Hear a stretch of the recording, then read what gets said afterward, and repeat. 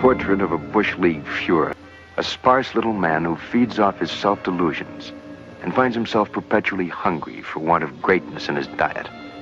And like some goose-stepping predecessors, he searches for something to explain his hunger and to rationalize why a world passes him by without saluting.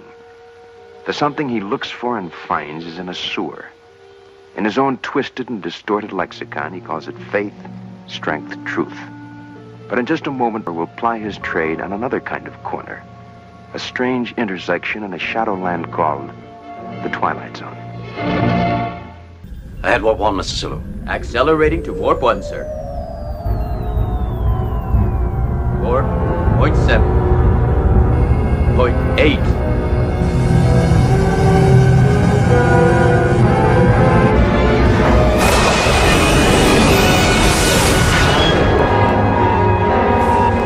Warp 1, sir. Mr. Decker.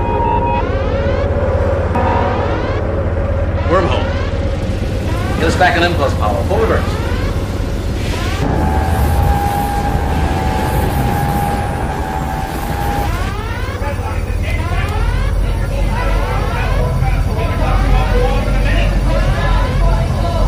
Negative helm control cast. Going reverse on impulse power. Subspace frequencies jam, sir. Wormhole effect.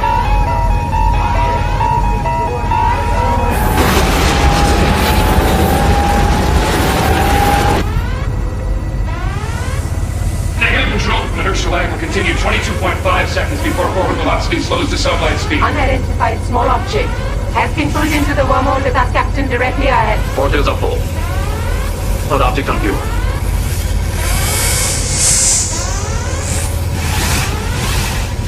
Manual override on helm. No manual response, sir. Navigation defect is coming up, sir. Wormhole distortion has overloaded the main power systems. Navigation defect is inoperative, Captain.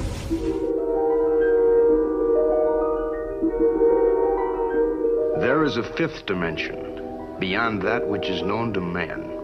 It is a dimension as vast as space and as timeless as infinity.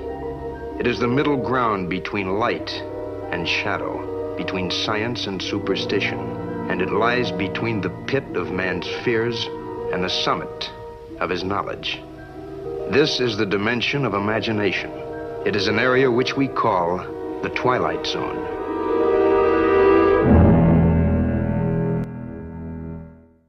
Hello, and welcome to another broadcast of Comics Let's Talk.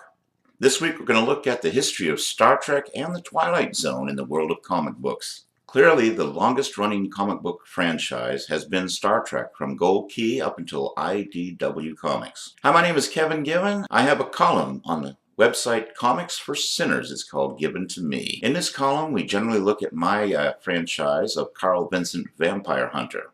There are novels, comic books, and a feature film is being produced as we speak. So check that out online. Comics for Sinners, Given to Me column. Kevin Given. I also review comic books on the Comics for Sinners website, and I also review comics on the Comic Crusaders website now. Check out my reviews on both sites, and let me know what you think in the comments section below. Comic Crusaders and Comics for Sinners. Check it all out. Make sure you subscribe to my channel on YouTube. That way you'll keep up to date on everything comic books, and make sure you go to the Facebook page of Carl Vincent Vampire Hunter.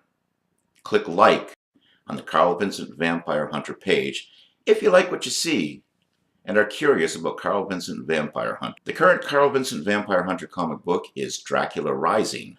My brand new artist is Rodolfo Ezequiel. Here's a few panels before we get into today's show of Rodolfo's artwork. He is clearly the best artist that I have commissioned, and his work is great. He gets the work done on time, and I'm really pleased with what he's been doing. And now, on with today's show. First, we'll start with Star Trek, since that is the longest running franchise in the history of television show comic book adaptations. Beginning in July of 1967, Gold Key Comics published its Star Trek series, launching a comic book franchise that, just like the films, is still going strong to this day. The scribes with the Golden Key gave us 61 issues before the series was rebooted, both in film and comic books. This series began while the show was still on the air, and after the TV series cancellation, The only way that Star Trek fans could get new stories was from the Bantam books and these Gold Key comic books. And for almost 10 years, the only thing on film to do with Star Trek was a Saturday morning cartoon that, though well written and voiced by the original cast, had some really cheesy animation going on, even by 1970s standards. I loved the show. I was 14 when it came out, and I just kind of realized that the live action shows I was watching were reruns, and I wanted some new Star Trek. And the comic books, the novels, and this cartoon kept me going until 1979. And I love the fact that I can still watch new Star Trek today, even if it's not with the original cast, and even if they take some liberties in the current J.J. Abrams films, and they're more action-oriented than the original Star Trek. I still love watching those as well.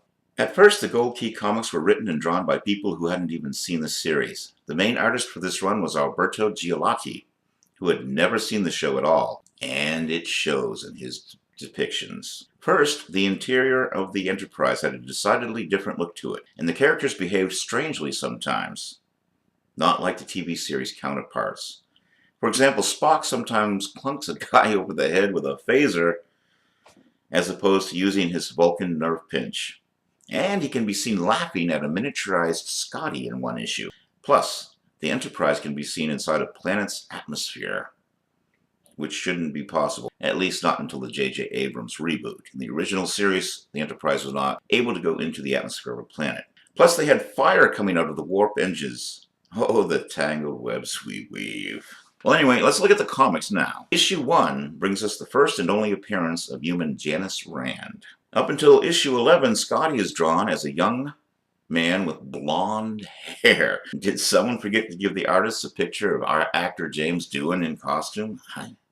I don't know what's going on there. The first Klingons to appear in a Gold Key comic were in issue 14, The Enterprise Mutiny. In my review of Star Trek Discovery on the Comics for Sinners website, I pointed out that with each incarnation of Star Trek, the Klingons change in appearance, and the comic books are no exception. The Klingons were dark-skinned in the television series and had plenty of hair, but in the comic appearances they were frequently bald and had light skin. The Klingon uniforms also changed when seen in the Gold Key comics. Instead of being black with a gold diagonal sash, they became green and sleeveless with the red sash.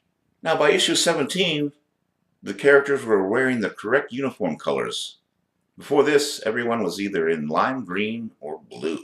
The first appearance of Romulans happened in issue 21. In issue 24, the trial of Captain Kirk, our fearless leader sported an afro as a disguise. Try getting that into a Star Trek comic book today. In today's politically correct atmosphere, it's just not gonna happen. Speaking of politically correct, let's try getting a scene like this into a modern Star Trek incarnation. Well? You're a police officer. I recognize the traditional accoutrements. You were saying you'll have no trouble explaining it. My friend is obviously Chinese. I see you've noticed the ears. They're actually easy to explain. Perhaps the unfortunate accident I had as a child. The unfortunate accident he had as a child. He caught his head in a mechanical rice picker. Yeah, not gonna happen. Where are we, sir? At another place in time, I think. If we check closely, I believe we'll find many of those ships are the ones designated as lost in the Delta Triangle. An alternate universe? Something corresponding to that. The records say every ship lost here vanished without a trace. Most logged communication loss and disorientation just before disappearance. My guess was they entered a window to some other continuum. Anyway, Nurse Chapel would make her first appearance in issue 26, The Perfect Dream. Issues 29, 35, 37, and 45 were all reprint issues. I guess someone couldn't meet a deadline, even on a title that was only released quarterly. Talk about writer's block. And issue 40 introduced us to Dr. McCoy's daughter, Barbara McCoy. Issue number 50, The Planet of No Life, was a sequel to issue number 41, The Evictors. And Barbara McCoy returns in issue 43, but for some reason she had dyed her hair red in this issue. She was a brunette in the earlier issue. Issue number 49, Warp in Space, is a sequel to the original series episode Metamorphosis, featuring the character of Zefram Cochrane, who created the warp drive. And we would also see a different version of Zefram Cochrane in Star Trek The Next Generation, First Contact. Issue number 56 is a sequel to The City on the Edge of Forever, another original series episode, and probably one of the most popular episodes, which is why it was wise for them to do a sequel to that episode. It's one of the better written comics. The final issue would feature Harry Mudd, who appeared in 3 TV episodes with Roger C. Carmel portraying him in both the original series and the animated series. Yes, they were finally starting to get these issues right. I mean, go and figure. I mean, why don't we actually watch some of the episodes of this television series that were adapted into a comic book? I mean, where do I get this stuff? Actually watching episodes of this television series that we are adapting into a comic book. I just don't know where I get it from. I don't know. Does it even make sense? I think it does make a little sense to do that. The 3 main artists for the title were Nevio Zaccara, who only did the first 2 issues. After that, Alberto Giolotti would take over from issues number 3 through 37. For the most part, there's a couple of issues that I don't really think were done by him. He might have had a ghost, and some of the artwork isn't up to snuff with the rest of the series that he drew. And then the final artist that worked on the Gold Key version of Star Trek was Alden McWilliams from issues number 38 through 61, except for the reprint issues, of course. Now, which artist is better? Well, I kind of think Nevio Zaccara did the better job with the characters. I mean, here is his version of Captain Kirk, which is almost spot on to William Shatner. Now we look at Alberto Giolotti.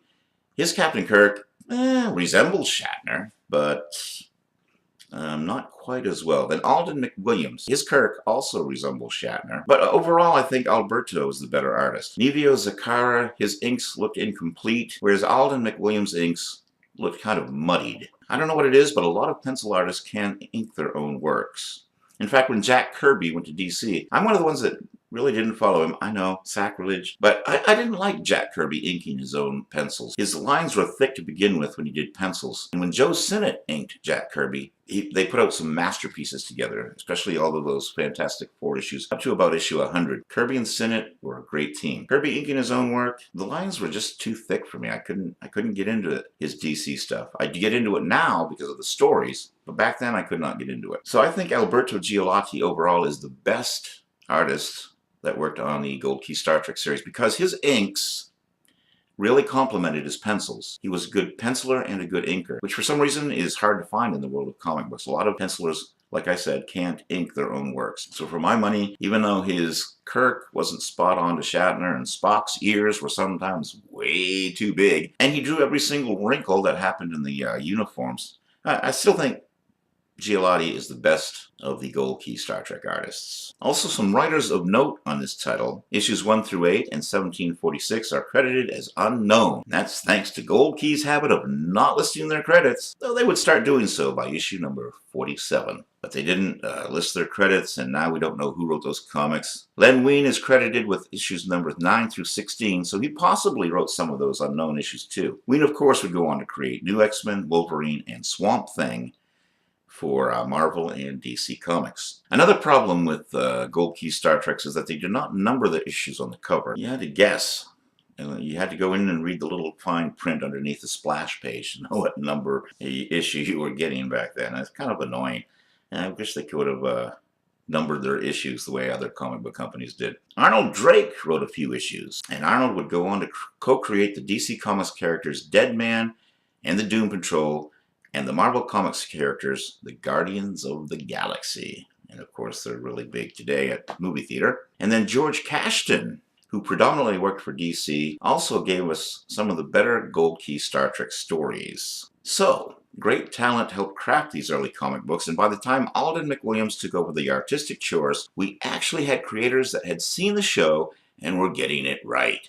But then came this little thing called Star Trek the Motion Picture in 1979, and Gold Key would lose their rights to do Star Trek. Which leads us to the first Marvel incarnation of Star Trek comics. We'll take a brief look at that. There was only 18 issues, and then we'll go on to look at DC Comics Star Trek and the other Marvel, Malibu, and other comic book companies, IDW, that did Star Trek later on down the line. But we'll conclude this look at Star Trek comics with Marvel's first run. Now, when I first learned that the rights to Star Trek were going to Marvel, I was ecstatic. I loved Star Trek, and Marvel Comics Group was my favorite comic book company. Most of the Gold Key Star Treks were passable, and they finally got the series right thematically and technologically. But Marvel, I was sure, would do the better job. The writing would be better. The art would be far superior. Like when they acquired Star Wars, they would surely unleash their best talent on the franchise. No.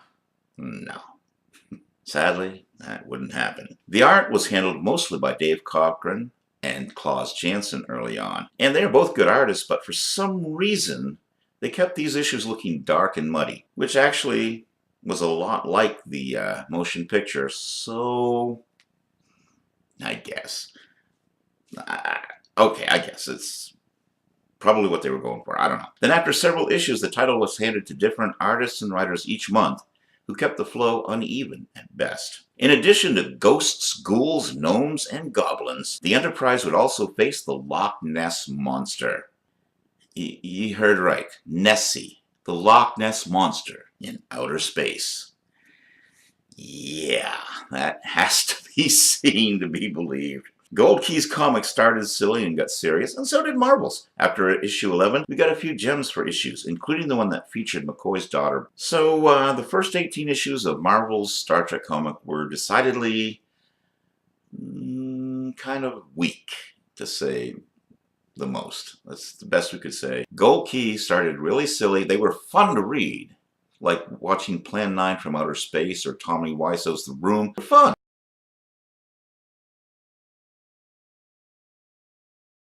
And now we come to Dell's Twilight Zone.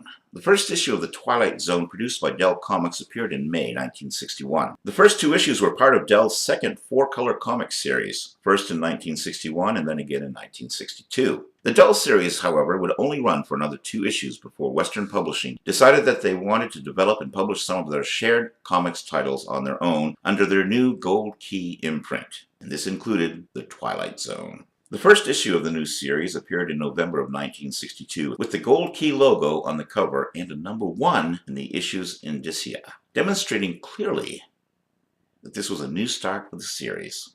Despite the reboot of the issue numbering, the series was a continuation of the Dell series in many ways. It shared the same format, and much of the same talent from the Dell series migrated to the Gold Key title, including artists George Evans, Reed Crandall, and Ben Odd. After Western Publishing decided to split from Dell Comics in 1962 and form their own comic line, they acquired a number of titles to be released under the Gold Key imprint. The Gold Key version of the Twilight Zone was started in November of 1962. Although it was a continuation of the previous Dell title, under Gold Key Comics, the series was printed for 91 issues before coming to a close in 1979. During the 1970s, Western Publishing was forced to downsize its publication range and scope, as were many comics companies such as DC Comics, which went through what has become to be called DC implosion. The downturn had reduced much of the country's original output, but the Gold Key imprint was able to continue printing licensed properties, such as the Twilight Zone, at least until 1981,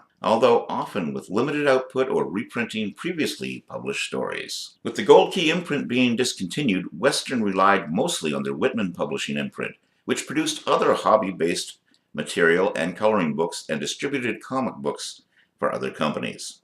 In 1982, an attempt at reviving the Twilight Zone series was made under the Whitman logo, even continuing the numbering from the Gold Key imprint. The issue, number 92, was published in May. Notable talent. In its 16 years of publication, a number of notable comic talents worked on the series, including the aforementioned Len Wein, who also worked on their Star Trek issue. We noted that he created Swamp Thing, X-Men, Wolverine. So Alex Toth, creator of Space Ghost, Herculoids, and Birdman, worked on that comic book as well. Then there was Walt Simonson. He created Star Slammers, of course, and one of the most popular runs on the Thor series, which featured Beta Ray Bill, an alien who would wield Mjolnir for a short time. And then there was George Russo's, Jack Kirby's inker on early issues of the Fantastic Four and the Avengers number 4, which reintroduced Captain America. Also Jose Luis Garcia Lopez, an Eisner Award winner for his art in DC Comics' Twilight, and he worked on issues such as number 65, The Story of the Unseen. Jack Abel, who inked the introduction of the Wolverine character. Also Leo Dorfman, who wrote similar stories for DC Comics' Ghosts. Then there was Joe Certa, who designed the Martian Manhunter for DC Comics. And finally, one of the most popular comic book creators of all time, Frank Miller. Of course, if you don't know that name, then you don't read comic books. Batman, The Dark Knight, 300, Sin City, and so much more. He worked for this title as his first professional job in the comics industry. Check out issue number 84 for more details. All right, that's all the time we have today for this look at Gold Key Comics and early Marvel Comics, Star Trek, as well as the Twilight Zone. Also, don't forget, check out my comic book reviews on both the Comic Crusaders and the Comics for Sinners websites. Don't forget my column, Given to Me. And in that column, we take a look at my own franchise of Carl Vincent Vampire Hunter, what's going on in the world of animation, also the making of the major motion picture, starring yours truly as Carl Vincent. We'll discuss that in the column. And of course, we're going to look at the Carl Vincent Vampire Hunter comic books. In fact, I'm leaving you now with some pages from my newest artist, Rodolfo Ezequiel. The issue in question is Dracula Rising #2. If you want to check out Dracula Rising #1, we have a different artist, Dennis Magnant, who drew Carl Vincent Vampire Hunter, Dracula Rising #1, and it is available in both black and white and color on the Indie Planet website. Check it out. The black and white version is free, so you can read the first issue absolutely free if you're interested at all. That's on Indie Planet, also Drive-Thru Comics, and you can get some free issues digitally of Carl Vincent Vampire Hunter comic books on Drive-Thru Comics as well as Indie Planet. Dracula Rising #1, black and white version is free. The color version is 99 cents. So until next week, this is Kevin Given with Comics Let's Talk, Gold Key, and Marvel Star Trek, Gold Key, Twilight Zone. Till next week, have a good week and keep reading those comic books.